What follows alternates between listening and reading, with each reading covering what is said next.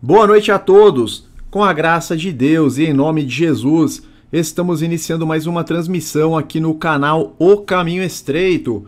Hoje nós vamos falar sobre a grande revolta judaica contra o domínio romano, também conhecida como Cerco de Jerusalém do ano 70, quando Jerusalém foi destruída pelo imperador romano Vespasiano. Nós vamos primeiro citar algumas passagens bíblicas relacionadas a tal acontecimento e depois faremos a leitura de um trecho do livro A História dos Hebreus de Flávio Joséfo, do historiador Flávio Joséfo. Primeiramente vamos à leitura de algumas passagens bíblicas, começando em Mateus capítulo 24. Jesus diz assim para os discípulos: assim, quando vocês virem o sacrilégio terrível do qual falou o profeta Daniel no lugar santo, quem lê, entenda. Então os que estiverem na Judéia, fujam para os montes. Quem estiver no telhado de sua casa, não desça para tirar dela coisa alguma. Quem estiver no campo, não volte para pegar seu manto. Como serão terríveis aqueles dias para as grávidas e para as que estiverem amamentando. Orem para que a fuga de vocês não aconteça no inverno e nem no sábado, porque haverá, então, grande tribulação, como nunca houve desde o princípio do mundo até agora, nem jamais haverá. Jesus aqui, meus irmãos, está falando da grande tribulação que viria contra Jerusalém no ano 70. Se nós voltarmos para o versículo 1, Jesus saiu do templo e, enquanto caminhava, seus discípulos aproximaram-se dele para lhe mostrar as construções do templo. Vocês estão vendo tudo isso? Perguntou ele. Eu lhes garanto que não ficará aqui pedra sobre pedra. Serão todas derrubadas. Então Jesus ele profetiza a destruição do templo e que aqueles dias seriam terríveis. Ele fala, que a respeito, este trecho pelo menos, que a respeito do que aconteceria na província romana da Judéia, ou seja, em Judá, em Jerusalém. E ele cita Daniel, o sacrilégio terrível no lugar santo seriam as tropas do comandante romano Caio Sestio Galo, que chegou a cercar Jerusalém por volta do ano 67, porém ele acabou saindo em retirada, o que motivou ainda mais os judeus que não entenderam a mensagem de Jesus a resistirem contra os romanos. Por isso que ele fala, os que estiverem na Judéia fujam para os montes. Está falando da grande tribulação que recaiu contra Jerusalém, contra a província da Judéia, no ano 70. Vamos ler também um trecho de Lucas, capítulo 19, a partir do 41, quando Jesus chega a Jerusalém. Quando se aproximou e viu a cidade, Jesus chorou sobre ela e disse: se você compreendesse neste dia, sim, você também o que traz a paz. Mas agora, isto está oculto aos seus olhos. Então, certamente Jesus teve uma visão profética do que aconteceria a Jerusalém, de toda aquela destruição, e chorou sobre a cidade. Virão dias em que os seus inimigos construirão trincheiras contra você, e a rodearão e a cercarão de todos os lados. Claro que ele está falando sobre as legiões do exército romano. Também lançarão por terra você e os seus filhos. Não deixarão pedra sobre pedra, porque você não reconheceu o tempo em que Deus a visitaria. Então Jesus dizendo que sobreviriam dias terríveis, onde eles seriam cercados, os inimigos construiriam trincheiras, rodeariam as cidades, que eles passariam por um grande período de aflição, de angústia, de fome, de tribulação. No capítulo 23 também do Evangelho de Mateus, ele fala: eu lhes asseguro que tudo isso sobrevirá a esta geração. Fala daqueles líderes religiosos que derramaram sangue, assassinaram e apedrejaram profetas. No versículo 37 de Mateus 23, Jerusalém, Jerusalém, você que mata os profetas e apedreja os que lhes são enviados. Quantas vezes eu quis reunir os seus filhos, como a galinha reúne os seus pintinhos debaixo de suas asas, mas vocês não quiseram. Eis que a casa de vocês ficará deserta, pois eu lhes digo que vocês não me verão desde agora até que digam: bendito é o que vem em nome do Senhor. Então essa passagem também é bastante emblemática. E tem uma outra passagem agora no Evangelho de Lucas, capítulo 23, quando Jesus estava na estrada do Calvário, a caminho da crucificação. O que acontece? Pilatos, um pouco antes, na verdade, né? Pilatos estava tentando libertar Jesus, mas o povo pediu pela soltura de Barrabás. Desejando soltar a Jesus, Pilatos dirigiu-se a eles novamente. Então, Lucas 23, a partir do 20. 21. Mas eles continuaram gritando: crucifica-o, crucifica-o. Pela terceira vez, ele lhes falou: por quê? Que crime este homem cometeu? Não encontrei nele nada digno de morte. Vou mandar castigá-lo e depois o soltarei. Eles, porém, pediam insistentemente, com fortes gritos, que ele fosse crucificado, e a gritaria prevaleceu. Então Pilatos decidiu fazer a vontade deles. E aí nós vemos que Pilatos liberta Barrabás e entrega Jesus à vontade deles. Enquanto o levavam, agarraram Simão de Cirene, que estava chegando do campo. E lhe colocaram a cruz nas costas, fazendo-a carregá-la atrás de Jesus. Então aqui já era na estrada do Calvário, rumo ao Gólgota. E olha o que vai acontecer, meus irmãos. Lucas 23, versículo 27. Um grande número de pessoas o seguia, inclusive mulheres que lamentavam e choravam por ele. Jesus voltou-se e disse-lhes: filhas de Jerusalém, não chorem por mim, chorem por vocês mesmas e por seus filhos. Ou seja, Jesus já profetizando o que aconteceria ainda com aquela geração. Pois chegará a hora em que vocês dirão: felizes as estéreis, os ventres que nunca geraram e os seios que nunca amamentaram. E de fato nós vamos ver que isso aconteceu, né? Chegou a ter mulheres que acabaram até mesmo comendo seus próprios bebês, literalmente. Tamanha foi a tragédia, a fome, a desgraça que sobreveio sobre Jerusalém. Então dirão as montanhas: caiam sobre nós, e as colinas cubram-nos. Pois, se fazem isto com a árvore verde, o que acontecerá quando ela estiver seca? Se eles cometem tamanha injustiça e atrocidade contra o Senhor Jesus, a árvore verde, aquela que tem vida, no sentido também de justiça, de retidão, o que acontecerá quando ela estiver seca? O que acontecerá com Jerusalém sem o favor de Deus, sem a presença do Messias que foi rejeitada? Lembra que Jesus amaldiçoou a figueira, aquela figueira secou, se tornou estéril? É o que aconteceria com Jerusalém, porque eles, em grande parte, né, rejeitaram o Messias, pediram a crucificação deles e que o sangue dele caísse sobre os judeus. Então ele fala o que acontecerá quando a árvore estiver seca.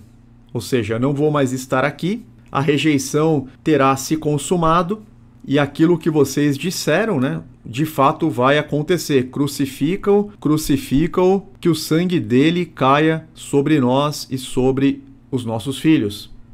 Este relato nós vemos com clareza em Mateus 27, 24 e 25. Pilatos fala no final do 24: estou inocente do sangue deste homem, a responsabilidade é de vocês. É claro que ele não estava inocente, né, porque ele acabou fazendo a vontade deles. E no 25, todo o povo respondeu: que o sangue dele caia sobre nós e sobre os nossos filhos. Então Pilatos mandou soltar Barrabás, açoitar Jesus e o entregou para ser crucificado. Portanto, meus irmãos, nós vimos várias passagens a respeito deste período, e voltando em Mateus 24, quando Jesus fala do sacrilégio terrível que estaria no lugar santo, aquelas tropas e aqueles estandartes de Roma liderados pelo general Sestio, muitos que entenderam essa mensagem fugiram por volta do ano 67, 68, mas a maioria se sentiu mais confiante para resistir aos romanos. Para a grande maioria foi o efeito contrário. Vamos falar um pouquinho sobre Caio Sestio, que ele foi um político e general romano do século I, conhecido por seu papel como governador da província da Síria durante o início da Primeira Guerra Judaico-Romana. Então o que aconteceu? Em 66, os judeus da Judéia se revoltaram contra o domínio romano, dando início à Primeira Guerra Judaica-Romana, que culminou aí com a destruição, do Templo de Jerusalém. Como governador da Síria, Galo tinha a responsabilidade de suprimir a revolta. O nome dele completo é Caio Sestio Galo, por isso que ele é mencionado muitas vezes apenas como Galo ou apenas como Sestio. Em resposta à revolta, Galo liderou uma expedição militar para restabelecer o controle romano sobre a região. Ele marchou com suas tropas até Jerusalém. Galo conseguiu avançar até os arredores de Jerusalém e chegou a cercar a cidade. Mas por razões que ainda são debatidas por historiadores, ele decidiu retirar-se repentinamente. Durante a retirada, as forças de Galo foram atacadas pelos rebeldes judeus. Em uma emboscada no desfiladeiro de Bet-Horon, o exército romano sofreu uma derrota significativa. A derrota de Galo e a retirada desorganizada para a Síria encorajaram ainda mais os rebeldes judeus e aumentaram a confiança na sua capacidade de resistir ao poder romano. A partir daí, do ano 67, 68, os zelotes e os líderes dos zelotes se sentiram ainda mais confiantes, acreditando que eles poderiam resistir ao poder romano, de modo que eles não fugiram, pelo contrário, e eles também não se entregaram.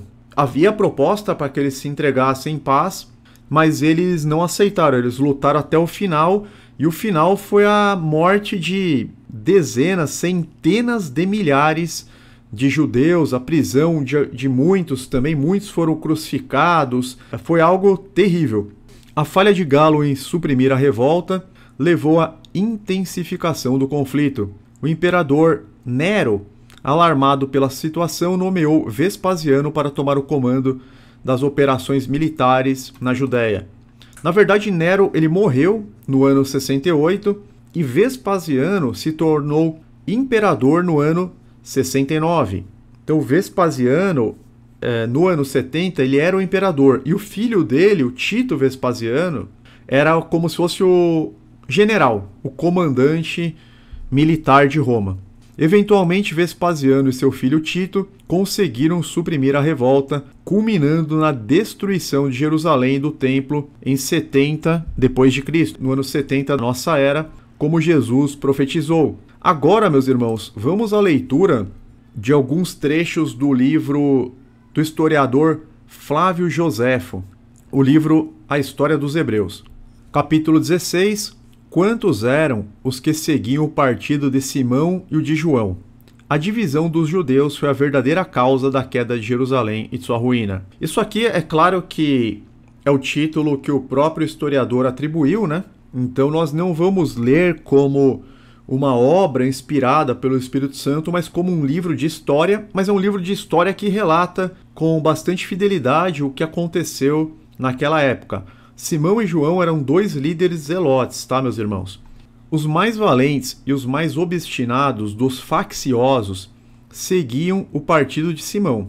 Seu número era de 10.000 subordinados à autoridade de 50 oficiais. Havia, além disso, 5.000 idumeus comandados por 10 chefes, cujos principais eram... Aí tem aqui o nome dos chefes. João tinha ocupado com 6.000 homens comandados por 20 oficiais, e 2.400 zelotes, que haviam passado ao seu partido. Tinham por chefe Eleazar, a quem antes obedeciam, e Simão, filho de Jair. Na guerra que esses dois partidos contrários faziam-se reciprocamente, o povo era-lhes a presa comum, e eles não perdoavam a um só deles, se não fosse de seu partido. Simão era senhor da cidade alta, do maior muro até o vale de Cedron, e desse espaço do muro antigo, que se estende desde a fonte de Siloé até o lugar onde se volta para o oriente, até o palácio de Monobazo, rei dos Adiabianos que moravam além do Eufrates. Ocupava também a Monte Acrá, onde está a cidade baixa, até o palácio real de Helena, mãe de Monobazo. João, por seu lado, era senhor do templo e de alguma parte dos arredores, como também de Oflã e do vale de Cedron. Tudo o que se encontrava entre Simão e ele fora consumido pelo fogo, e era uma grande praça de armas que servia de campo de batalha. Então eles próprios, ambos judeus, estavam lutando contra si, ou seja, como se fosse um reino dividido. Ainda que os romanos estivessem acampados às suas portas e estivessem organizando o assédio, sua animosidade não cessava. Em vez de eles se focarem, contra os romanos, estavam lutando entre eles. Eles reuniam-se somente durante algumas horas para se opor aos seus inimigos comuns e recomeçavam imediatamente a luta, voltando suas armas contra si mesmos, como se para ser agradáveis aos romanos tivessem conjurado sua própria perda. Ou seja, eles estavam colaborando com o exército romano que ainda estava do lado de fora. O exército romano não tinha transpassado nem sequer o primeiro muro dentre os três, até então, Podemos dizer, com verdade, que uma guerra tão cruel em seu interior não lhes era menos funesta que uma guerra externa, e que Jerusalém não sofreu mais da parte dos romanos do que o furor dessas infelizes divisões, que já lhe havia feito experimentar males ainda maiores.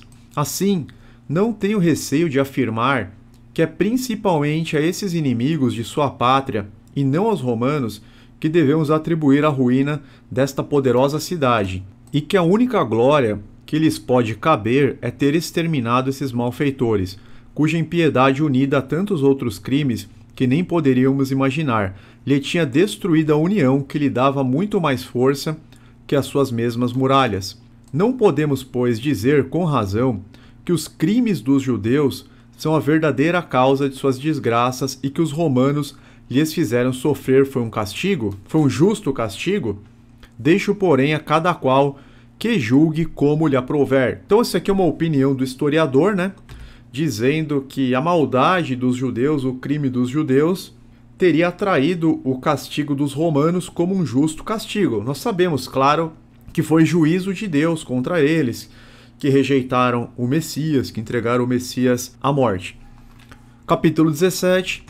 Tito volta para explorar Jerusalém e determina um lugar por onde deve atacá-la. Nicanor, um dos seus amigos, querendo exortar os judeus a pedir a paz, é ferido por uma flechada. Tito manda devastar os arrebaldes. Começa-se o trabalho. Os arrebaldes são os arredores. Então nós vemos que o general Tito, que o comandante do exército romano, tentou fechar um acordo de paz, enviando Nicanor, um de seus amigos, para exortar os judeus, para incentivar os judeus a pedir a paz, ou seja, balançar a bandeira branca de modo que a situação pudesse ser restabelecida. Mas é claro que isso não aconteceu. Inclusive a gente vê em Lucas 19, Se você compreendesse neste dia, sim, você também o que traz a paz, mas agora isso está oculto aos seus olhos. A verdadeira paz seria se eles tivessem aceitado Jesus. Mas naquele dia eles poderiam eventualmente ter negociado uma paz com os romanos, mas é claro que o juízo de Deus já estava contra eles, de modo que a situação profeticamente já era irreversível. Mas vamos para mais essa leitura aqui do capítulo 17, é muito interessante. Estava Jerusalém nesse estado. Tito resolveu dar a volta à cidade com soldados de cavalaria de suas melhores tropas, para escolher por onde deveria começar o ataque. Tinha, porém, dificuldade em se decidir, porque do lado dos vales ela era inacessível. Do outro, o primeiro muro era tão forte que parecia não poder ser derribado pelas máquinas. Por fim, julgou que o lugar mais fraco era junto do sepulcro do sumo sacerdote João, porque era o mais baixo de todos. O primeiro muro não era defendido pelo segundo, e haviam se descuidado de fortificá-lo daquele lado, porque a nova cidade não estava ainda toda povoada, além de que se podia, por aquele lugar, passar ao terceiro muro e assim tomar a cidade alta e o templo, em seguida pela Fortaleza Antônia. Fortaleza Antônia foi na época do Herodes. Considerava ele todas essas coisas e pesava todas as razões. Nicanor, seu amigo, homem muito ilustre e habilidoso, aproximou-se das muralhas com Joséfo para procurar persuadir os judeus a pedir a paz, mas foi ferido por uma flecha no ombro esquerdo. A gente vai perceber que o próprio historiador Flávio Joséfo também participou das tratativas. Joséfo era judeu e ele acabou depois sendo acolhido pelos romanos porque os próprios judeus atacaram ele também. Mais pra frente a gente vai ver isso. Ele participou dessas tratativas visando a paz, mas foram infrutíferas. Ele não teve sucesso, da mesma forma como Nicanor não teve sucesso, porque os judeus estavam obstinados a continuarem a revolta. Tito pôde assim fazer uma ideia dos sentimentos que eles demonstravam contra aqueles mesmos que falavam para o seu bem, e determinou então usar da força. Quando Tito percebeu que não tinha uma forma diplomática de resolver a questão, ele resolveu usar a força do seu exército.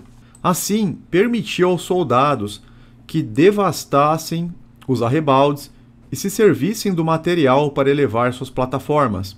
Dividiu depois seu exército em 3, distribuiu os trabalhos, colocou os fundibulários e os atiradores de dardos no meio e diante deles as máquinas, a fim de impedir o ataque e as incursões que os inimigos poderiam fazer, impedindo os trabalhos. Cortaram-se depois, com incrível rapidez, todas as árvores que haviam nos arredores e usaram daquela madeira com a mesma solicitude em erguer as plataformas.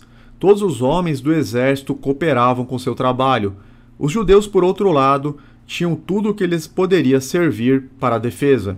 Os judeus estavam bem armados, bem equipados, protegidos por 3 muralhas, só que o cerco durou 7 meses, né? Teve um momento que não foi possível resistir. Vamos agora para o capítulo 18. Grandes efeitos das máquinas dos romanos e grandes esforços dos judeus para retardar os trabalhos. O povo de Jerusalém, antes exposto à rapina e aos crimes dos revoltosos, que rasgavam com tanta crueldade as entranhas de sua capital, vendo-os agora tão ocupados em se defender, que não tinham tempo de voltar contra ele o seu furor. Pôde respirar um pouco, até mesmo esperar que os romanos vingariam todos os males que eles haviam sofrido. Os que tinham abraçado o partido de João opunham-se fortemente aos romanos, enquanto o temor que tinham de Simão o conservava encerrado no templo. Simão acabou ficando protegido no templo. Este, que estava mais perto do ataque e do perigo, mandou colocar sobre as muralhas todas as máquinas que outrora haviam sido tomadas de Sestio, perto da fortaleza Antônia, mas não tiveram delas grande vantagem, porque não sabiam usá-las bem e não tinham quem as manejasse. Então nós já estudamos sobre Sestio, que fez o cerco alguns anos antes, mas acabou não sendo bem sucedido. Faziam, porém, o que pedia, atiravam pedras e dardos do alto contra os romanos. Faziam incursões e por vezes travavam lutas com eles. Os romanos, por seu lado, cobriam seus trabalhadores com telhas e testões, e não havia legião que não tivesse à sua frente máquinas maravilhosas para repelir os ataques. Os romanos eles já contavam com uma tecnologia muito avançada para a época. As da 12ª Legião eram as mais temíveis. As pedras que lançavam eram maiores que as outras, e iam tão longe que não somente derribavam os que faziam as incursões, mas iam matar mesmo junto dos muros e das defesas da cidade aqueles que lá estavam para defendê-la. As menores dessas pedras pesavam pelo menos 1 talento, então pelo menos 35 quilos as menores. Seu alcance era de 2 estádios e ainda mais, e sua força era tão grande que depois de ter derribado os que estavam nas primeiras filas, matava ainda outros atrás deles. É como se fosse praticamente um tiro de canhão, né? Isso no ano 70, um pouquinho antes. Mas frequentemente os judeus as evitavam, tanto por causa do ruído que faziam, como por sua alvura, o que lhes dava meios de evitar o perigo, porque haviam colocado vigias sobre as terras, os quais, logo que as máquinas começavam a funcionar, eles os avisavam, gritando-lhes em hebraico: "O filho vem e toma tal caminho." A esse sinal, eles se lançavam por terra, e as pedras passavam além, sem lhes fazer mal. Os romanos, tendo notado, mandaram pintar as máquinas de uma cor escura, o que lhes valeu muito, pois uma só pedra matava quase sempre muitos judeus. Mas nenhum perigo esfriava-lhes o ardor e a perseverança em atrapalhar os trabalhos dos romanos, e tudo eles faziam tanto de noite como de dia, para lhes retardar a obra. Meus irmãos, desde que eles começaram a revolta, eles tinham obtido alguns sucessos. Eles tinham derrotado tropas romanas, eles tinham prevalecido sobre o cerco de Sestio. Então, essas vitórias, ainda que pequenas vitórias, ainda que pontuais, deram a esperança para eles de que talvez Deus estivesse do lado deles, de que Jerusalém não seria destruída. Mas, na verdade, eles estavam cegos espiritualmente, porque o juízo já havia sido decretado contra Jerusalém. Jesus já havia profetizado o castigo de Deus que recairia sobre eles. Nós vimos os relatos dos evangelhos, nós lemos aqui, mas eles não tinham essa compreensão. Os que tiveram essa compreensão de que a destruição era inevitável, fugiram antes, quando eles viram o sacrilégio terrível que está dito lá em Mateus 24, né? Que foi o aviso de Jesus: olha, quando vocês virem o sacrilégio terrível do qual falou o profeta Daniel no lugar santo, lá já no pátio do templo, os estandartes romanos, quando vocês perceberem essa profanação, fujam, que era justamente o antigo cerco, né? O cerco que aconteceu alguns anos atrás. Aquele era o sinal para que eles fugissem, porque não teria mais jeito. Mas a grande maioria não compreendeu ou não deu crédito às palavras de Jesus, então eles conservavam uma esperança de prevalecer contra os romanos. Por isso que nenhum perigo esfriava-lhes o ardor e a perseverança em atrapalhar os trabalhos romanos. Agora nós vamos para a leitura do capítulo 19. Tito coloca seus arietes em posição de funcionar. Grande resistência dos judeus. Dão uma vigorosa arremetida, chegando mesmo até o acampamento dos romanos, e teriam queimado suas máquinas se Tito não o tivesse impedido com seu extremo valor. Depois que os romanos terminaram os trabalhos, lançaram um pedaço de chumbo preso em uma corda para medir o espaço que havia desde o terraço até o muro da cidade. Somente assim poderiam sabê-lo, porque os dardos que de cima os judeus lançavam impediam-lhes aproximar-se dos mesmos. Quando viram que os arietes poderiam chegar até lá, Tito ordenou que os dispusessem em ordem de batalha. Mandou avançar as outras máquinas para impedir os ataques e as armas dos judeus, e mandou bater no muro em 3 lugares diferentes. O barulho de tantas máquinas que trabalhavam ao mesmo tempo não só assustou de tal modo os habitantes que faziam vibrar os céus com seus gritos, mas lançou temor também no coração dos revoltosos. Então eram aquelas máquinas que tinham aquelas imensas toras de árvore, de madeira, que ficavam de noite batendo sobre os muros, sobre as muralhas, fazendo-as vibrar, tremer e quebrando, né, a resistência das muralhas. O grande perigo em que se encontravam fez-los pensar em se reunir para a defesa comum. Diziam uns aos outros que parecia que eles conspiravam contra sua ruína, para favorecer aos romanos, e se Deus não permitisse que aquela união durasse sempre, eles deviam, pelo menos então, fazer todo o possível para combater os seus inimigos. Simão mandou em seguida dizer, por meio de um arauto, aos que estavam fechados no templo, que podiam sair com todas as garantias. E embora João não confiasse muito nele, todavia não deixou de fazer. Aqui você vê eles finalmente resolvendo somar as forças. Assim, aqueles rebeldes terminaram a inimizade e uniram-se num único exército.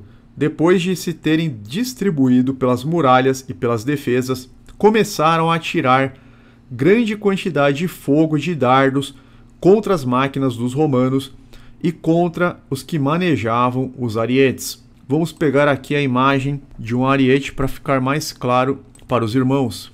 Então, quem estava só ouvindo e puder olhar para a tela, o ariete eram essas máquinas, claro que eram movidas pelos homens, né? Que tinham essas grandes toras de madeira, podia até ter chumbo aqui na ponta ou ferro, e ficavam dia e noite batendo nos muros. Tinha algumas que tinham a extremidade pontuda, como se fosse uma imensa lança, outras tinham a extremidade mais arredondada, para fazer como se fosse um serviço de demolição mesmo.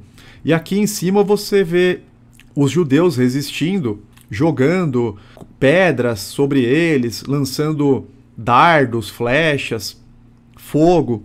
Então tá aqui uma imagem do que estava acontecendo. Vamos lá. Por isso que está dito, né, que os judeus começaram a atirar grande quantidade de fogo e de dardos contra as máquinas dos romanos e contra aquelas pessoas, né, os soldados que manejavam os arientes, que é exatamente essa imagem. Aqui tá melhor de ver, tá vendo? Então na extremidade da tora, da madeira que batia no muro, era revestida com ferro ou chumbo, e aqui nós vemos os judeus atrás das muralhas, em cima da muralha, oferecendo a resistência. Eles tentavam colocar fogo aqui na estrutura da máquina de madeira, atacavam também os soldados.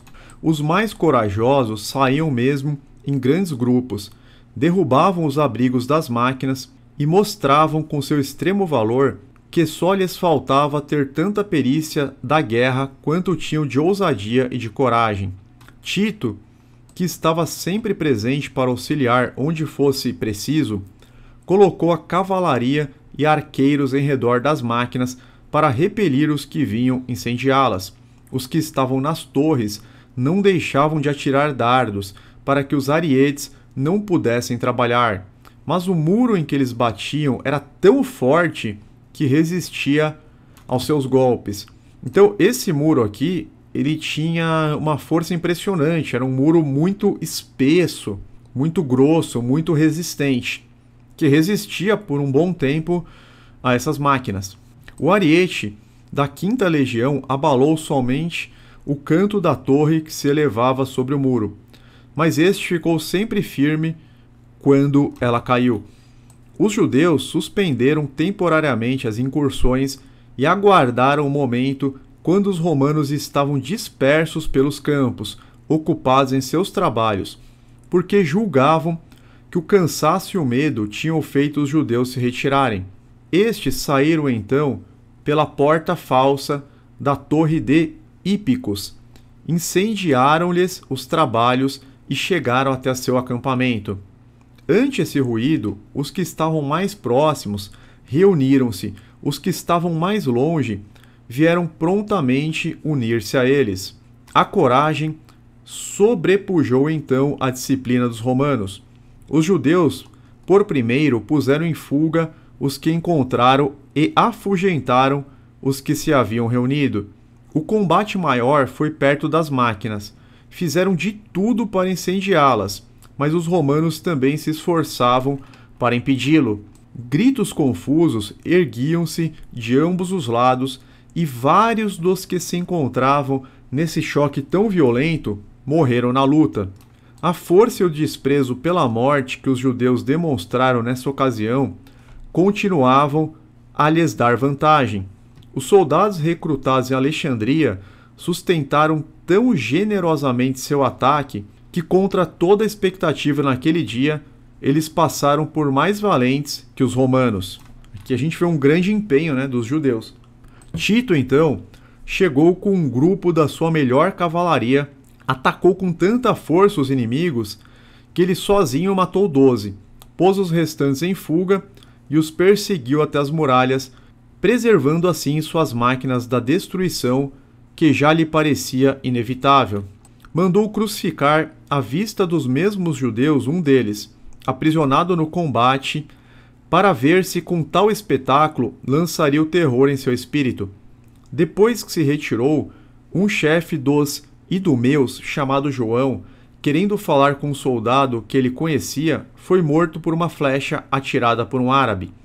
Os judeus, e mesmo os mais rebeldes, lamentaram-no muito, porque era muito valente e não tinha menos valor que inteligência. A gente vai perceber que tinham sírios e árabes ajudando o exército romano, alistados no exército romano. Agora vamos para o capítulo 20. Perturbação no acampamento dos romanos pela queda de uma das torres que Tito tinha mandado erguer em suas plataformas. Ele apodera-se do primeiro muro da cidade. Aqui já vai ter uma evolução por parte dos romanos, conseguindo aí transpassar o primeiro muro. Naquela noite seguinte, aconteceu uma estranha perturbação no acampamento dos romanos. Tito havia feito erguer sobre os terraços 3 torres de 50 côvados de altura cada uma, para dali dominar as defesas e as muralhas dos judeus. Pela meia-noite, uma dessas torres caiu por si mesma e o ruído da queda encheu todo o acampamento de temor, porque não se duvidava de que era o efeito de algum grande ataque dos judeus. Naquele tumulto, todas as legiões correram, tomaram as armas sem saber de que lado enfrentá-los, porque não viam os inimigos. Perguntaram uns aos outros como aquilo havia acontecido e ninguém sabia dizê-lo. Eles ficaram impressionados, porque os judeus conseguiram aí destruir uma das torres. 50 côvados de altura, 45 centímetros vezes 50, então a torre era de 22,5 metros cada uma. Muito alta, mas vamos lá. E aí eles ficaram impressionados porque os judeus conseguiram derrubar pelo menos uma delas. Perguntaram uns aos outros como aquilo havia acontecido e ninguém sabia dizê-lo. Ante tal dúvida, começaram a desconfiar uns dos outros. Perguntaram-se reciprocamente a senha e pareciam estar tomados de tal terror e pânico que mesmo quando os judeus tivessem atacado seu acampamento, não seria ele menor. Mas Tito soube logo de que se tratava e comunicou a todo o exército. Com dificuldade conseguiu acalmar tão grande perturbação. Os judeus sustentavam sem temer todos os ataques dos romanos, mas não sabiam como remediar os prejuízos que recebiam daquelas torres, porque estavam cheias de máquinas, fáceis de se transportar, de arqueiros, de fundibulários que se oprimiam continuamente sob uma chuva de dardos, de flechas e de pedras, sem que eles soubessem como se esquivar, porque não podiam armar cavaletes que igualassem a altura das torres, nem derribá-las, pois eram muito fortes, nem incendiá-las, porque estavam todas recobertas de placas de ferro. Impressionante, né? A altura de um prédio alto, 22 metros. Foram então obrigados a recuar para mais longe, fora do alcance das flechas, dos dardos e das pedras. Assim, nada podia mais retardar o trabalho dos arietes, e aquelas temíveis máquinas trabalhavam sempre, e o muro não pôde resistir aos golpes do maior, ao qual os judeus tinham dado o nome de Nicon, isto é, vencedor. Cansados de tantos trabalhos e vigílias, porque os soldados que faziam guarda à noite estavam longe da cidade, quer porque não tivessem mais ânimo, quer por um mau conselho, julgaram não dever mais se obstinar na defesa desse muro, pois lhes restavam ainda outros 2. Então eram 3 muros que os romanos deveriam transpassar, e esse que era extremamente forte e resistente já estava caindo. Até os próprios judeus tinham desistido de defendê-lo, confiando nos outros 2. Os romanos, então, não encontrando mais resistência, entraram sem dificuldade pela brecha e abriram as portas ao restante do exército. Deste modo, no fim de 15 dias, a 7 de maio, apoderaram-se desse primeiro muro, do qual derrubaram a maior parte, como também do quarteirão da cidade que está do lado do norte e que Céstio tinha devastado. Agora vamos para o capítulo 21. Tito ataca o segundo muro de Jerusalém. Esforços incríveis dos judeus e dos romanos. Tito acampou no lugar que é denominado Campo dos Assírios, ocupou o espaço do vale de Cedron, distante do segundo muro apenas ao alcance de uma flecha, e resolveu atacá-lo. Os judeus dividiram-se para defendê-lo e resistiram corajosamente. João combatia com os seus na fortaleza Antônia e do alto do pórtico do templo, que está do lado norte, perto do sepulcro do rei Alexandre. Simão, com os do seu partido, defendia a passagem que está entre o sepulcro do sumo sacerdote João e a porta dos aquedutos que levavam água para a torre de Hípicos. Faziam frequentes arremetidas e por vezes combatiam corpo a corpo com os romanos. Mas a vantagem que a disciplina destes lhes dava sobre eles os obrigava a se retirarem com perdas. O contrário sucedia nos assaltos, porque, por maior que fosse a coragem dos romanos e a sua prática na guerra, a coragem dos judeus, aumentada pelo temor, unida ainda mais a tantos males que haviam sofrido, os endureceram na luta e os faziam empregar tanta violência que obrigava os inimigos a recuar. A esperança de encontrar salvação na resistência os animava, e o desejo de terminar o grande assédio com uma vitória imediata animava os romanos sem que o ardor que se demonstrava de parte a parte se enfraquecesse por tantos e tão extremas dificuldades. Nós vemos que ambas as partes enfrentavam grandes dificuldades, mas elas não desanimavam. Cada uma tinha o seu incentivo para continuar. Passavam-se dias inteiros em ataques, em incursões e toda espécie de combate.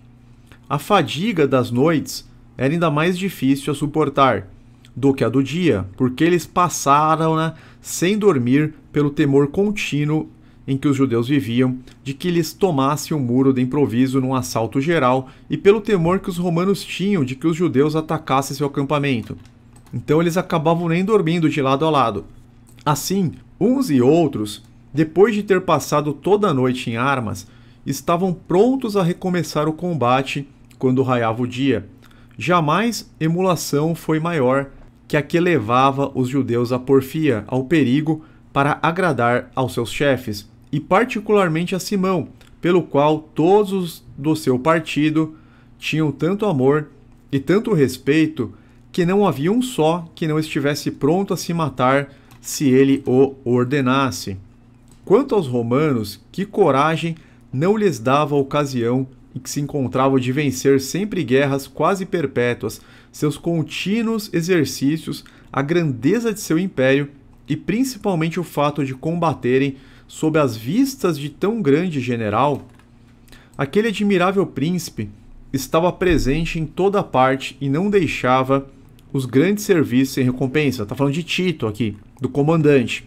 Que covardia não teria sido mais vergonhosa e mais passível de castigo do que a de que ele fosse testemunha?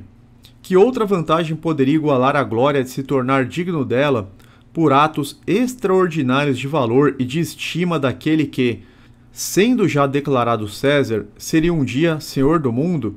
Haverá então motivo de nos admirarmos de que tantas considerações juntas não levassem uma nação já tão generosa por si mesma a praticar ações que pareciam ir além das forças humanas? Vamos agora para o capítulo 22. Belo feito de um cavaleiro romano chamado Longino, temeridade dos judeus e solicitude com que Tito, ao contrário, cuidava da vida de seus soldados. Os judeus formaram fora de suas muralhas um grande batalhão e os dardos lançados ao mesmo tempo de seu lado e do lado dos romanos voavam em todas as direções. Um cavaleiro romano de nome Longino atravessou este batalhão e matou 2 dos mais bravos inimigos que a ele quiseram resistir. Um ele feriu no rosto e com o mesmo dardo que ele retirou da ferida atravessou o outro no flanco quando ele queria fugir. Depois deste feito de valor, voltou para junto dos seus sem ferimento algum. A glória que isso lhe granjeou levou, por uma nobre emulação, outros a fazerem o mesmo. Por seu lado, os judeus, não se incomodando com o que já sofriam, só pensavam em atacar os romanos e julgavam-se felizes em morrer, contanto que tivessem também matado alguém. Tito, ao contrário, tinha tanto maior cuidado em preservar e conservar seus soldados quanto em vencer. Ele dizia que a temeridade deveria ser tida mais como desespero do que como valor. Mas a verdadeira coragem consiste em unir-se à prudência, à generosidade e em se proceder com juízo nos perigos, de modo que tudo se faça para garantir-se a si mesmo e para fazer caírem os inimigos. Vamos lá, capítulo 23. Os romanos derrubam com suas máquinas uma torre do segundo muro da cidade. Ardil de que um judeu de nome Castor se serve para enganar Tito. Tito ordenou que se dirigisse o ariete para o meio da torre que está do lado do norte e ao mesmo tempo mandou atirar tantas flechas que os que a defendiam abandonaram-na, exceto um judeu de nome Castor, homem muito astuto, e 10 outros com ele. Ficaram durante algum tempo debaixo das capas sem se mover quando perceberam que a torre balançava. Castor estendeu os braços a Tito e rogou-lhe com voz comovida que o perdoasse.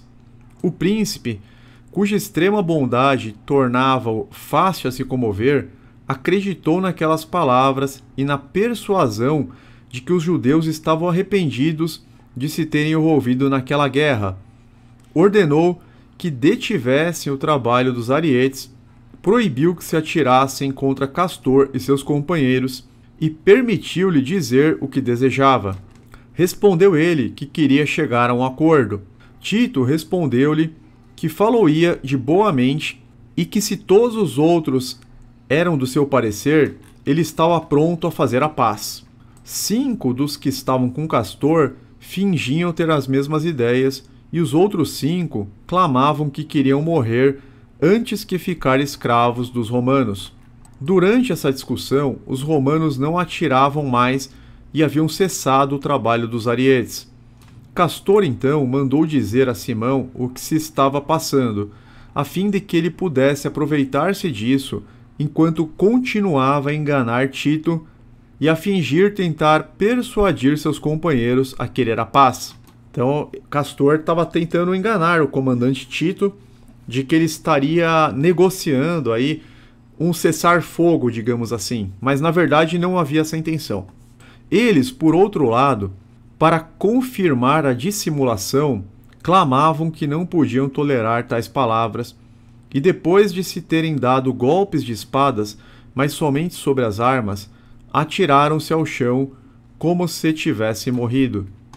Tito e os que estavam com ele viam o que se passava lá debaixo e assim não podiam ter uma ideia da realidade, e se admiravam do excesso de furor e da obstinação dos judeus, e deploravam-lhes a desgraça.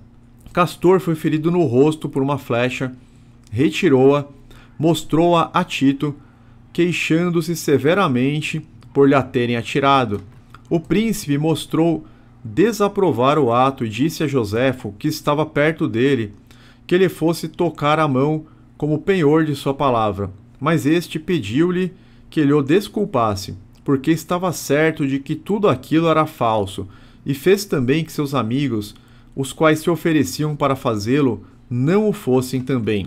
Um judeu de nome Enéas, daqueles que se haviam entregues aos romanos, ofereceu-se para ir, e Castor disse-lhe que levasse algo com que receber o dinheiro que lhe queria dar. Estas palavras aumentaram o entusiasmo de Enéas, e para lá lhe correu. Quando estava perto de Castor, este atirou-lhe uma pedra. Ele evitou-lhe o golpe, e um soldado que vinha atrás dele ficou ferido. Tão grande embuste fez ver a Tito que a compaixão é prejudicial na guerra, e que para se agir com segurança é necessária a severidade. Ordenou então, encolerizado, que se recomeçasse o trabalho com os ariedes, e mais fortemente do que antes. Castor e seus companheiros, vendo então a torre prestes a cair, incendiaram-na e lançaram-se pelas chamas sobre as abóbadas que estavam embaixo. Os romanos julgaram que eles não tinham medo de se queimar, e admiraram-lhes a coragem. Então foi descoberto aí um embuste. Capítulo 24. Tito conquista o segundo muro e a cidade nova. Os judeus de lá o expulsam. 4 dias depois ele a reconquista. Tito, vendo pela queda da torre uma abertura feita no segundo muro, 5 dias depois de ter se apoderado do primeiro, de lá expulsou os judeus e entrou com 2.000 homens escondidos na cidade nova, cujas ruas eram muito estreitas. Era habitada somente por comerciantes de lã, de quinquilharias, caldeireiros e vendedores de roupas. Se logo no princípio tivesse querido derrubar uma boa parte desse muro e usar do poder que lhe dava o direito da guerra, destruindo também as casas, eu não duvido de que teria então podido, muito facilmente, tornar-se senhor de todo o restante. Mas na persuasão de que a condição dos judeus tê-los-ia com facilidade feito recorrer à sua clemência, não quis empregar tanta força. Assim, proibiu absolutamente que se matasse os prisioneiros e se incendiassem suas casas. Permitiu aos sediosos, se não queriam a paz, que saíssem com faculdade de poder continuar a guerra, contanto que não fizessem mal algum ao povo. A este prometeu deixá-lo no gozo pacífico de seus bens, porque ele queria conservar a cidade para o império e o templo para a cidade. Então o plano original não era destruir toda a cidade e o templo, porque para o Império Romano interessava governar uma cidade que tivesse uma certa vida, né? Para eles não interessava muito as ruínas. Pertencia à província romana da Judéia, era parte do império deles, então o plano original não era simplesmente destruir tudo e incendiar tudo, mas acabou culminando nisso diante da implacável resistência dos judeus. O povo já estava disposto a aceitar essas condições, mas aqueles que só queriam a guerra atribuíam a bondade de Tito à covardia e diziam que ele não tinha mais esperança de conquistar a cidade alta. Aqui nós vemos que os judeus mais sediosos, mais rebeldes, mais resistentes, estavam atribuindo a bondade de Tito como se fosse um ato de covardia. Mas não era isso na realidade, né? Ele, que seria o próximo imperador, não queria governar sobre ruínas. Ameaçaram matar os que falassem se entregar, e até mesmo os que somente ousassem proferir a palavra paz. Quando os romanos entraram, uma parte desses facciosos enfrentou-os nas ruas estreitas. Outros, tendo saído fora das muralhas, pelas portas do alto, atacaram-nos. Os corpos de guarda dos romanos ficaram tão surpreendidos e perturbados que desceram dos muros, abandonaram as torres e retiraram-se ao seu acampamento. Ergueram-se então grandes clamores de todos os lados, entre os romanos, porque os que tinham ficado na cidade estavam rodeados pelos inimigos, e os que se haviam retirado para o acampamento temiam para eles o perigo em que os viam. Entretanto, o número dos judeus crescia sempre, e como o conhecimento dos lugares dava-lhes grande vantagem, mataram vários romanos, embora a abertura do muro não fosse bastante grande para poderem passar vários de cada vez. E com dificuldade teria escapado um deles somente, se Tito não os tivesse socorrido. Colocou soldados armados com dardos no fim das ruas para afastar os inimigos, e foi em pessoa aos lugares onde eles eram mais numerosos. Domício Sabino, que era um dos mais valentes de todo o exército, seguiu-o valorosamente e distinguiu-se nessa ocasião, jamais o abandonou. Tito fazia atirar continuamente daquela maneira, e assim conteve os judeus até ter retirado todos os seus soldados. Foi assim que os romanos, depois de terem conquistado o segundo muro, foram obrigados a abandoná-lo. O segundo muro ele foi conquistado pelos romanos e depois foi reconquistado, por um tempo pelo menos, pelos judeus.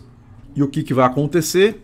Esse feliz êxito aumentou de tal modo a ousadia dos mais valentes dentre os judeus, que eles imaginaram loucamente que os romanos não ousariam repetir a tentativa e que não eram tão corajosos para tentar novos ataques se eles judeus conseguissem o mesmo êxito que neste último. Deus, para castigar seus pecados, cegava-os em suas considerações. Eu concordo aqui com esse comentário de Flávio Joséfo, porque Deus já havia, assim, decretado juízo contra Jerusalém, contra a figueira seca. Eles não imaginavam que os que haviam repelido eram apenas uma pequeníssima parte do exército romano, e que a fome que crescia sempre era para eles outro inimigo não menos temível. Havia já algum tempo que se podia dizer que eles viviam dos bens do povo e bebiam seu sangue, pois tantos homens de bem sofriam muito, e vários já tinham morrido à míngua. Mas esses malvados consideravam a desgraça dos outros como vantagem para si mesmos. Julgavam dignos de viver somente os inimigos da paz, que só viviam para fazer guerra aos romanos. Todo o restante era para eles uma multidão inútil, que eles eram de peso e mais cruéis para com seus próprios cidadãos do que os bárbaros para com os seus. Alegravam-se em ver morrer aquele pobre do povo. Então, aqueles cidadãos comuns que não queriam entrar na guerra ou que consideravam, um acordo de paz, eles eram vistos como um fardo pelos facciosos e eles eram explorados pelos facciosos. Os romanos atacaram de novo, contra sua expectativa, aquele mesmo muro que tinham conquistado e perdido, e o fizeram durante 3 dias seguidos, dando diversos assaltos que os judeus sustiveram com tanto ardor que eles foram sempre repelidos.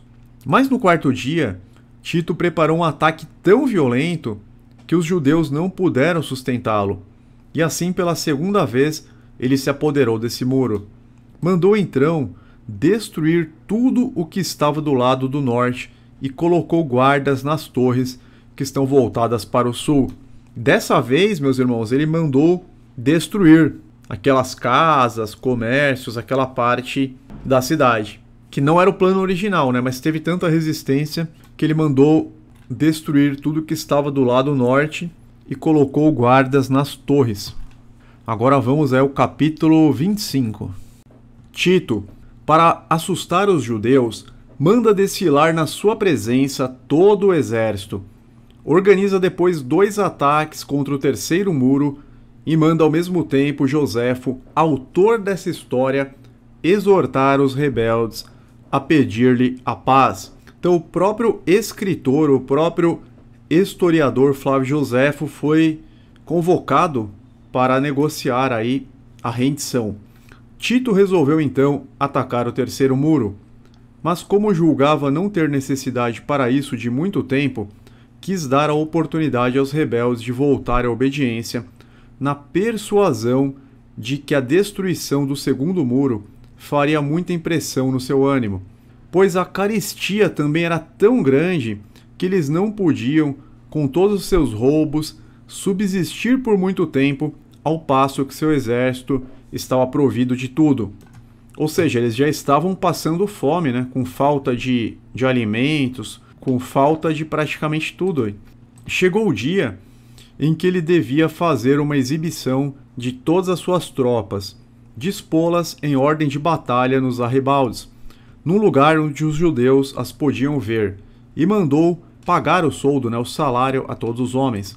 Jamais infantaria foi mais bem armada, nem cavalos tão bem ageazados. Via-se brilhar o ouro de todos os lados e também a prata naquele grande espaço que elas ocupavam.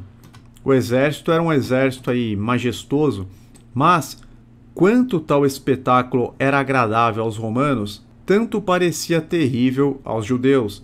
Eles tinham vindo de todas as partes, em tão grande número, para ver aquela exibição, que o antigo muro de todo o lado do templo do norte e as casas daquele quarteirão estavam cheios. Até mesmo os mais corajosos não puderam considerar sem grande estupefação tão poderosas forças, tão bem armadas e organizadas. Teriam talvez mudado de sentimento e de ideias se tivessem esperado obter dos romanos o perdão dos crimes horríveis que eles tinham cometido contra aquele pobre povo. Mas só tendo diante dos olhos o horror dos suplícios que eles mereciam, julgavam preferível morrer com as armas na mão. A isso podemos acrescentar que Deus assim o permitia para misturar os inocentes com os culpados e a ruína de Jerusalém com a daqueles celerados que poderíamos dizer com verdade terem sido seus mais mortais inimigos. Depois, durante 4 dias, Tito mandou distribuir víveres a todas as regiões, e vendo que os judeus não falavam de paz, dividiu seu exército em 2, para formar 2 ataques ao lado da fortaleza Antônia, perto do sepulcro do sumo sacerdote João, e trabalhar num e noutro em levantar 2 terraços, e em cada um dos quais encarregava-se toda uma legião. Cada legião tem mais ou menos 6.000 homens, em cada terraço estavam 6.000 homens convocados para trabalhar na construção, no levantamento. Os idumeus e os outros que eram do partido de Simão perturbavam muitos que trabalhavam perto do sepulcro, e os partidários de João, os que trabalhavam perto da fortaleza Antônia, porque além da vantagem que eles tinham de combater de um lugar mais elevado, serviam-se utilmente de suas máquinas de que, pouco a pouco, tinham aprendido o uso. Tinham umas 300 delas, a que chamavam de balestas ou grandes balesteiros, e 40 das que atiravam pedras. Tito não tinha dúvidas em apoderar-se da praça, mas como desejava conservá-la, procurava ao mesmo tempo em que apertava o cerco levar os judeus a se arrependerem de sua revolta, porque ele sabia que as razões são às vezes mais poderosas do que as armas. Julgou dever unir os conselhos às ações, sem se obstinar, mas recusando entregar-lhe uma praça que já deviam ter considerada como tomada. Ele lançou para esse fim suas vistas sobre Joséfo, que julgava o mais capaz de todos, para persuadi-los, porque era de sua nação e falava sua língua. Então Tito julgou que Flávio Joséfo era o que tinha a maior chance de persuadir os judeus a não continuarem com aquela guerra, com aquela rebelião. Ele acreditava que Joséfo poderia convencê-los, persuadi-los, porque ele era judeu, né? Ele falava a língua, o hebraico. E nós vamos ver aí as palavras de Joséfo no capítulo 26. Nós vamos fazer em mais do que uma parte, meus irmãos, para não ficar muito longo, muito extenso. Então, a gente vai até o capítulo 26, que é um capítulo que tem aí várias páginas, e depois a gente retoma, né, na próxima oportunidade, a leitura até chegar à conclusão, aí, o desfecho desse cerco. Palavras de Joséfo aos judeus cercados em Jerusalém para exortá-los a se entregar. Os facciosos não se deixam convencer, mas o povo ficou tão impressionado que vários fugiram para os romanos. João e Simão colocaram guardas nas portas para impedir que outros pudessem seguir. Depois desta ordem, Joséfo escolheu um lugar apropriado, bem alto, fora do alcance dos dardos, e de onde os judeus pudessem ouvi-lo. Exortou-os, então, a ter compaixão de si mesmos, do povo, do templo e de sua pátria. Disse-lhes que era estranho que eles fossem mais obstinados consigo mesmos do que os estrangeiros, que os romanos, sendo tão religiosos que respeitam mesmo entre os inimigos as coisas tidas como santas, com quanto mais forte razão aqueles que tinham sido instruídos desde sua infância a respeitá-las, deviam empregar todas as suas forças em cuidar de sua conservação e não trabalhar para sua ruína.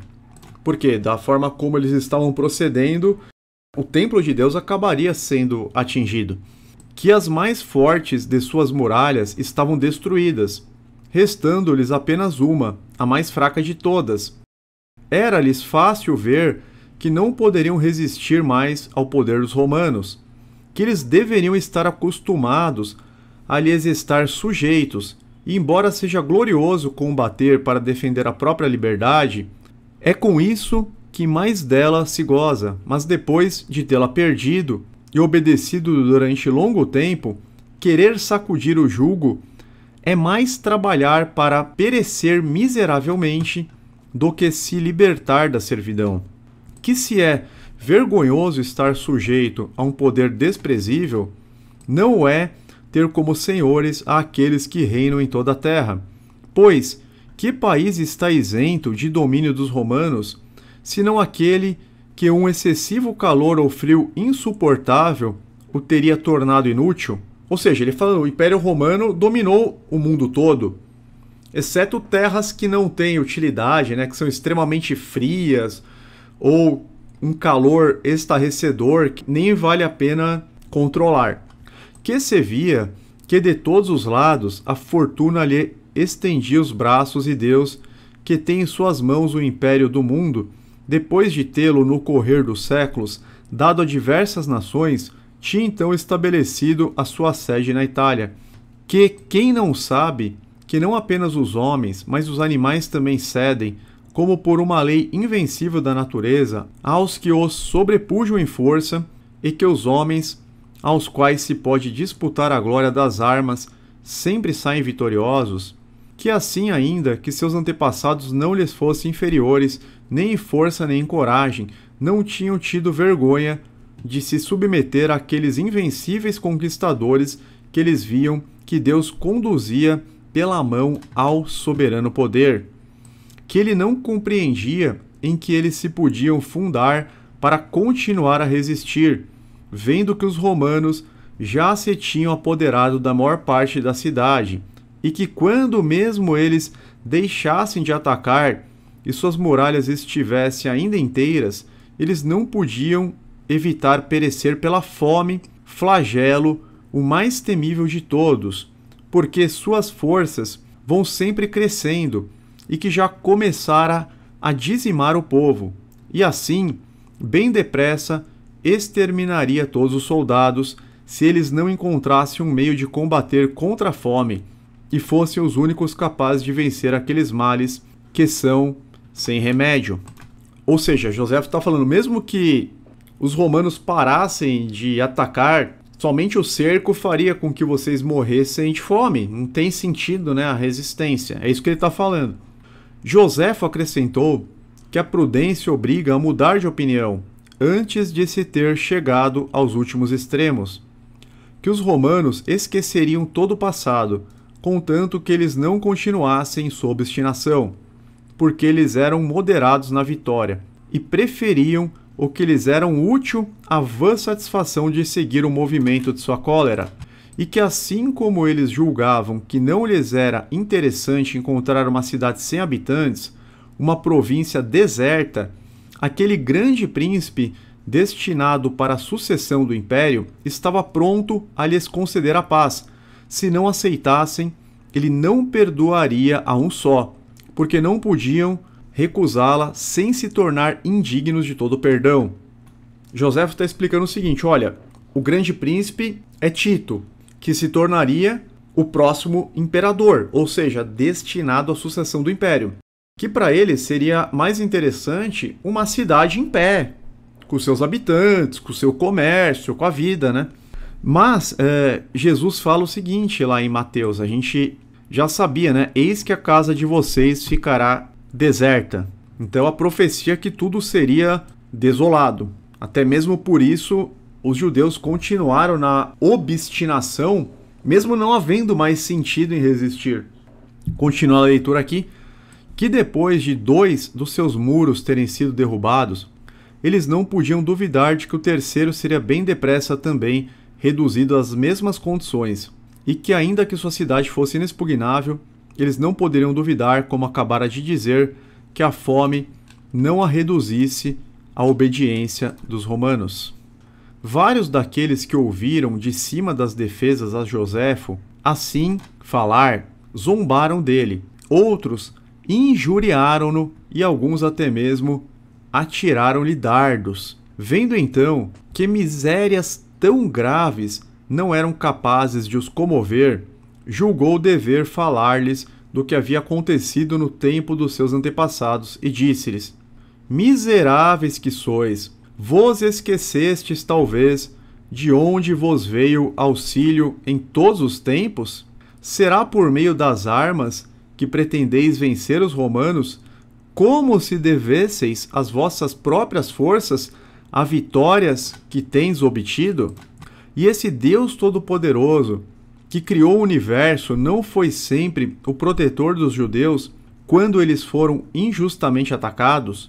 Não compreendereis vós mesmos, refletindo o ultraje que lhe fazeis, violando o respeito que lhe é devido, fazendo de seu templo uma fortaleza, de onde sais empunhando armas, como de uma praça de guerra? Esquecestes tantas ações tão religiosas de nossos avós, e de quantas guerras a santidade desse lugar foi preservada? Tenho vergonha de relatar as obras admiráveis de Deus a pessoas indignas de ouvi-las. No entanto, ouve-as a fim de saberdes que é verdadeiramente a ele e não aos romanos que resistes. Ele falou: olha, quem concede o livramento nas guerras, nas adversidades, é o próprio Deus. Mas vocês estão sendo totalmente insensatos. Vocês estão usando o templo de Deus como fortaleza, como praça de guerra. Vocês estão menosprezando as coisas sagradas. Então vocês não vão ter o favor de Deus. Vocês não estão sob o favor de Deus. Vocês não estão em condição de resistir. Neco, Faraó, rei do Egito, veio com grandes tropas e levou Sara, que era como a mãe e a rainha de nossa nação.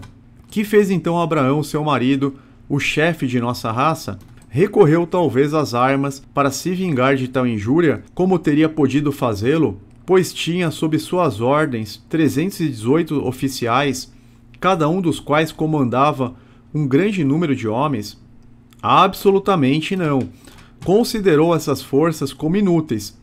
Se ele fosse ajudado por Deus, concentrou-se de recorrer a ele, elevando suas mãos para aquele lugar sagrado, que vós maculastes com tantos crimes, e a força invencível do Todo-Poderoso foi o único socorro que ele buscou nessa guerra.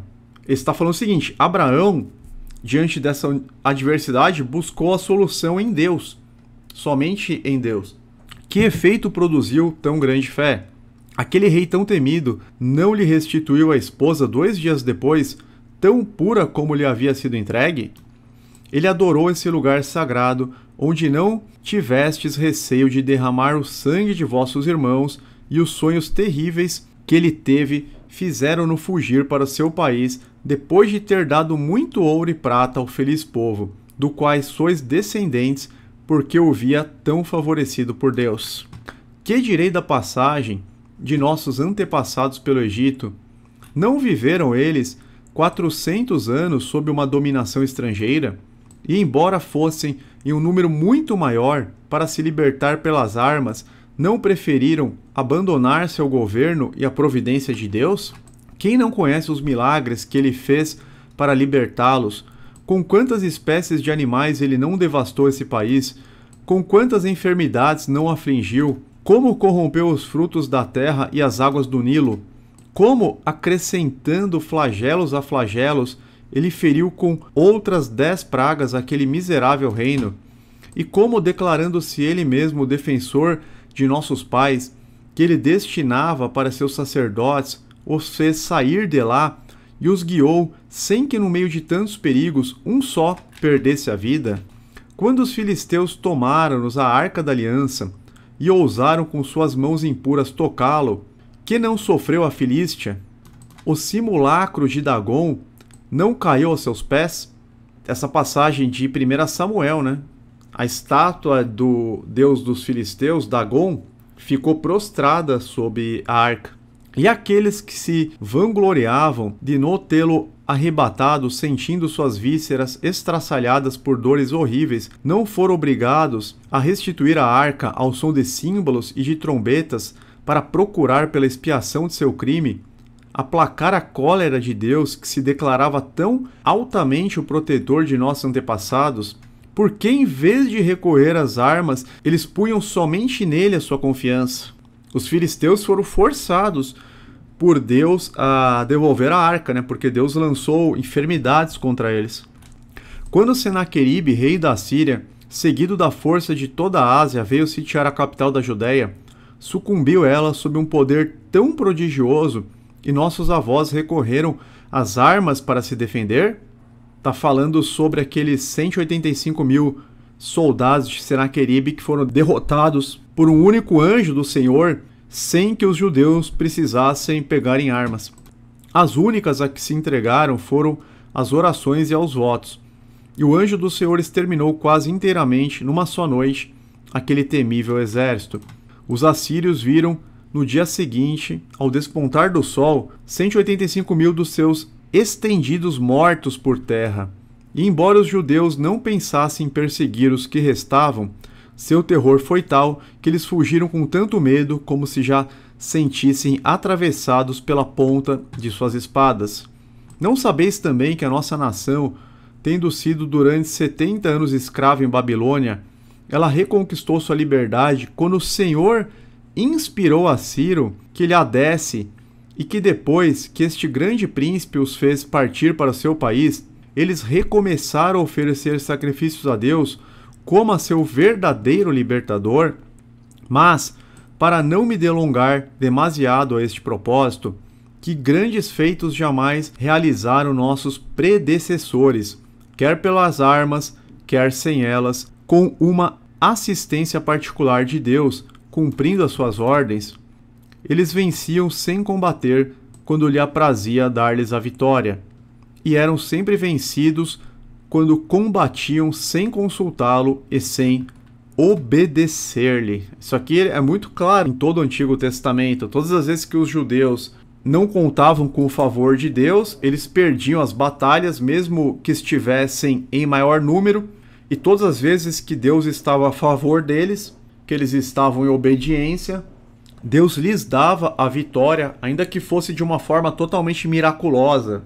Por exemplo, Gideão e os 300 contra dezenas de milhares. Será preciso uma prova melhor do que essa? Quando Nabucodonosor, rei da Babilônia, sitiou Jerusalém, e Zedequias, nosso rei, teimou em se defender contra a advertência do profeta Jeremias, ele foi preso, levado escravo, e viu destruir diante de seus olhos a cidade e o templo, embora esse príncipe e seu povo fossem muito mais moderados que vossos chefes e vós. Esse mesmo profeta, declarando que Deus, para castigá-lo de seus crimes, permitia que eles fossem feitos escravos, se não se entregassem nem abrissem suas portas aos inimigos. Zedequias e seu povo não tentaram contra a sua vida? E vós, sem que se falar no que se passa dentro de vossas muralhas, porque não há palavras capazes de descrever os horríveis excessos de tantos crimes, vós me injuriais, vós atirais dardos para me matar, porque vos falo de vossos pecados, e não podeis tolerar que eu censure o que não tivestes vergonha de fazer. Então ele estava sendo atacado por falar a verdade, né? Por expor os pecados que eles estavam cometendo, as atrocidades. Quando o rei Antíoco Epifânio veio a sitiar esta praça, não sucedeu também uma outra coisa que confirma o que acabo de referir? Nossos antepassados, em vez de confiar no auxílio de Deus, quiseram ir contra ele. Travou-se o combate e eles perderam. A mortandade foi geral, a cidade foi tomada, saqueada, destruída. o santuário manchado e profanado, o serviço de Deus abandonado durante 3 anos e meio. Aquelas 2.300 tardes e manhãs de Daniel capítulo 8. Não seria supérfluo acrescentar outros exemplos, a tantos já citados, quem nos levou à guerra contra os romanos, senão nossas divisões e nossos crimes? Não foi essa a causa principal de nossa escravidão, quando da contestação entre Aristóbulo e Hircano, animando-lhes o furor um contra o outro, deu motivo a Pompeu de atacar Jerusalém e fez que Deus submetesse os judeus aos romanos, porque o mau uso que eles faziam da liberdade os tornavam indignos de gozar da mesma? Assim, embora nada eles tivessem feito contra a religião e contra nossas leis, em comparação com tantos crimes que cometestes, eles tiveram muito mais recursos que vós para sustentar a guerra.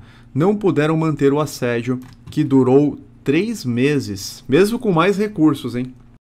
Joséfo ele continua por mais um tempo o discurso, mas vamos para a conclusão desse capítulo 26. Deixai as armas, tendo vosso coração transpassado de dor, por verdes vossa pátria reduzida a tão grave contingência. Abre os olhos para considerar a beleza dessa cidade, a magnificência desse templo, a riqueza dos presentes oferecidos a Deus por tantas e tão diversas nações, e concebei horror por expô-los ao saque. Estava prestes a ser saqueado. Considerai que a sua ruína não poderia ser atribuída senão a vós somente, pois que somente a vossa teimosia será o facho que irá acender o fogo destruidor, que há de reduzir a cinzas as coisas deste mundo, mais dignas de serem conservadas. Se vosso coração, mais duro que o mármore, é insensível ao que deveria tão sensivelmente tocá-lo, tende pelo menos compaixão de vossas famílias, e cada qual ponha diante dos olhos sua esposa, seus filhos, seus parentes prestes a perecer pelo ferro ou pela fome, Pela espada ou pela fome. Dir-se-á talvez, o que me faz assim falar é o desejo de salvar da ruína comum minha mãe, minha esposa e meus filhos, cuja descendência é tão ilustre, para merecer que os consideremos. Então aqui Joséfo está apelando para que eles tenham pelo menos amor aos seus familiares, Suas esposas, seus filhos e filhas. Mas para assim mostrar que é somente o vosso interesse que me faz assim falar, vos entrego suas vidas e vos entrego a minha, e considerar-me-ei feliz de morrer, se minha morte vos puder tirar dessa deplorável cegueira, que vos fazendo correr para vossa própria ruína, vos levou até as bordas do precipício. Assim terminou Joséfo suas palavras, derramando muitas lágrimas, mas não conseguiu comover os rebeldes, nem persuadi-los de que encontrariam sua salvação na conversão. O povo, ao contrário, ficou muito comovido e pensou em se salvar fugindo. Então, assim, esse discurso que Joséfo fez não foi suficiente para comover os rebeldes, os facciosos. Mas o povo sim, o povo foi bastante tocado, foi convencido. Ficaram comovidos e pensaram em fugir. Muitos venderam o que tinham de mais precioso por alguma pequena quantidade de peças de ouro, de medo que os rebeldes os apanhassem, e fugiram para junto dos romanos. Tito permitiu-lhes refugiar-se em qualquer lugar do país que eles escolhessem. Essa liberdade que eles deu aumentava ainda mais nos outros o desejo de se livrar pela fuga dos males que suportavam. Mas João e Simão puseram guardas nas portas com ordem de não deixar sair os judeus, bem como entrar os romanos, e ante a menor suspeita eram mortos o que se pensava estar dispostos a fugir.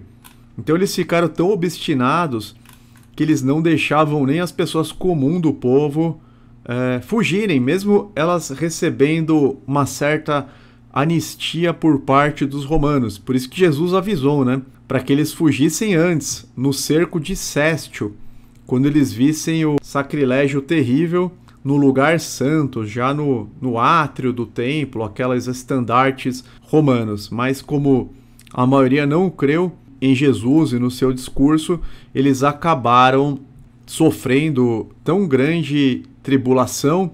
E a gente vai continuar numa próxima oportunidade, para não ficar tão longo. A gente vai continuar na próxima vez a partir do capítulo 27, que já começa a descrever a horrível carestia que afligiu Jerusalém e a crueldade incrível dos revoltosos. A descrição ela vai ficando cada vez mais aflitiva, cada vez mais terrível, a ponto de justificar aquilo que Jesus falou, né? Ai das grávidas, ai daquelas que estiverem amamentando, como serão terríveis aqueles dias. Tanto que ele fala, né? Filhas de Jerusalém, não chorem por mim, chorem por vocês mesmas e por seus filhos. Chegará a hora em que vocês dirão, felizes as estéreis, os ventres que nunca geraram e os seios que nunca amamentaram. Talvez naquele momento o povo não tivesse entendido aquelas palavras, mas tudo aquilo depois se cumpriu. Então nós vamos até aqui, meus irmãos. Não a nós, Senhor, nenhuma glória para nós, mas se é o teu nome, por teu amor e por tua fidelidade, porque dele, por ele e para ele são todas as coisas. Glória, pois, eternamente a Deus e ao nosso Senhor Jesus. Amém. E numa próxima oportunidade, a gente continua a leitura aqui a respeito da revolta judaica, a respeito do cerco de Jerusalém do ano 70, e vamos entender aí qual que foi o desfecho. Então nós paramos no capítulo 27 do livro A História dos Hebreus, do historiador Flávio Joséfo. Eu vou pedir para os irmãos deixarem o like, se alguém esqueceu do like, para deixar agora. Fiquem todos na paz e na proteção do Eterno, em nome de Jesus. Amém.